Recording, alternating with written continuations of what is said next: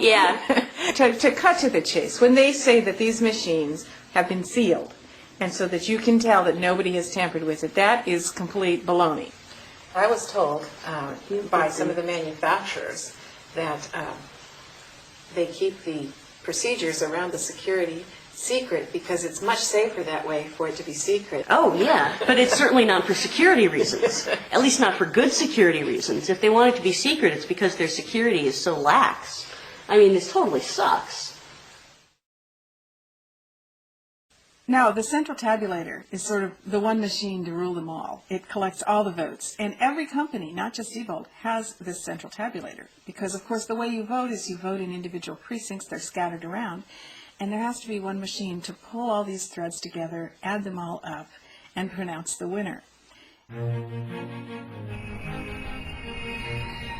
Bev was invited to New York to meet former presidential candidate Howard Dean. Bev sat me down, and in a few short seconds, I was amazed at what I could do. All right, Bev, show me how to do this. Well, what we have here is the central tabulator computer. Now, in a voting system, you have all these different voting machines at all the different polling places. Sometimes, as in a county like mine, there's 1,000 polling places in one county. All those machines feed into the one machine so it can add up all the votes. So, of course, if you were going to do something you shouldn't to a voting machine, would it be more convenient to do it to the 4,000 machines or to just come in here to one machine and deal with all of them at once? What surprises people is the central tabulator is just a PC. It's like you and I use. It used a regular computer. So anybody who can hack into a PC can hack into the central tabulator. The GEMS program is the program that is the central tabulator program. And I'm going to put in a password here. Okay, we're in now. This is the official program that the county supervisor sees. Is this the Diebold program? Yes, this is a Diebold central tabulation program. Okay. And then go to election summary report. And it's going to whir and spin for a minute while it adds up all the votes from all the different precincts. And as we can see here, Howard Dean has 1,000 votes. And Lex Luthor has 500, so you're beating Lex Luthor, and we're 2-1. Yes, and Tiger Woods, unfortunately, doesn't have any votes yet. All right. All right, let's close this out. I was just showing you the legitimate way to go in and look at votes, which, of course, you can't tamper with. Go to the Start menu, and I'm going to show you something tricky. And I want you to go to My Computer and just click that. And you're going to see go to Local Disk C. Go to GEMS, which is the name of the Diebold program.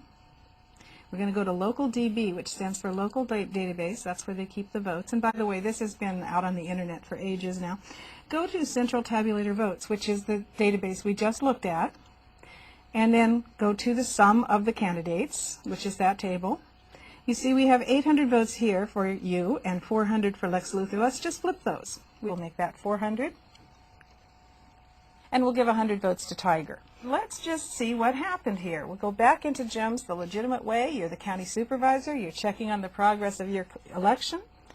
And as you can see now, Howard Dean only has 500 votes. Lex Luthor has 900 and Tiger Woods has 100 votes. We just edited an election. It took us 90 seconds.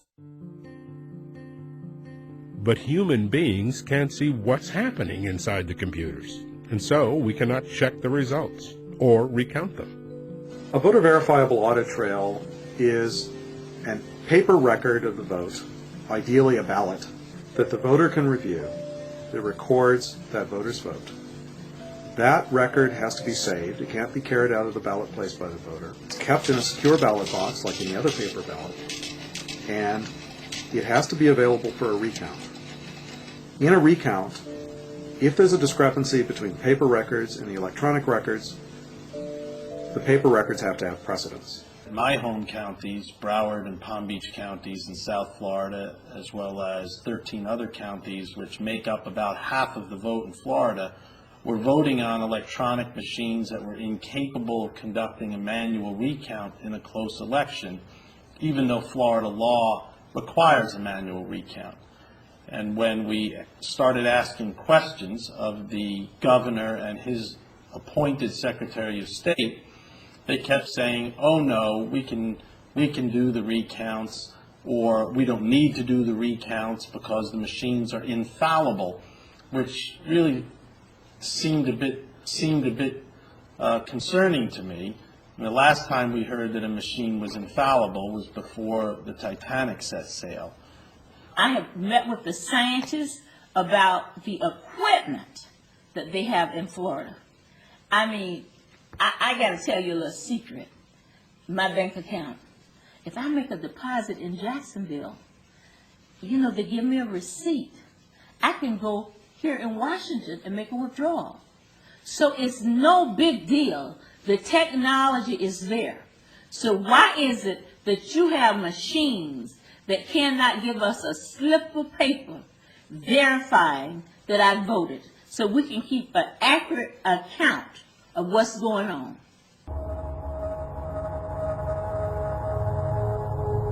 Louisiana held its first touchscreen election in 1996 using Sequoia machines.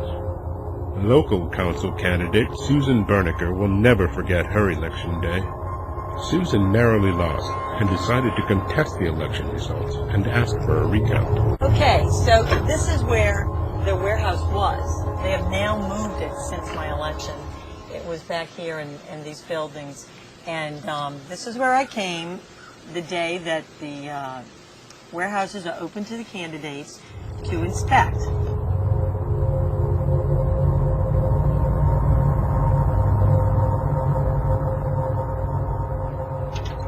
So I came here with an old college buddy, and he is now he's a TV producer, and he grabbed his camera.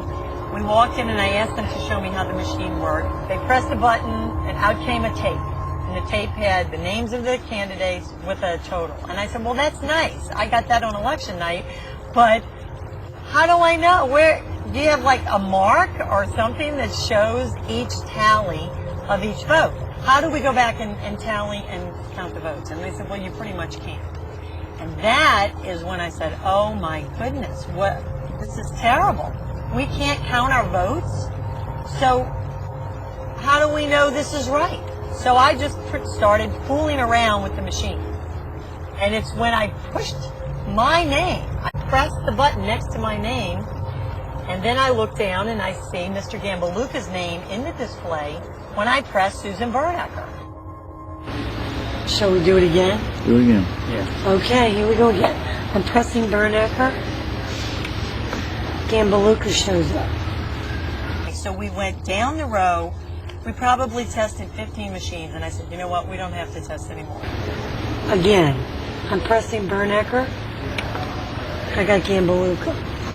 How easy is it to rig an election where you have a situation in a voting machine that you can't prove the votes? One way of looking at the worst thing that could happen with an election is it could actually just be stolen. Thousands and thousands of these voting machines are running software riddle.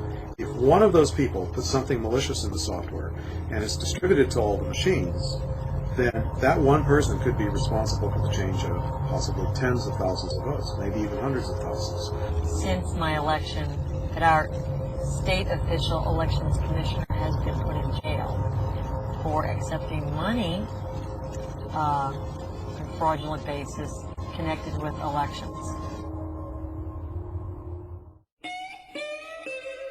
Georgia is the first state to use only touchscreen voting machines, a $54 million contract awarded to Debo. July 20th, 2004 was the statewide election day and the congressional primary for Democratic candidate Cynthia McKinney. Georgia itself has conducted over 300 very successful elections with our equipment.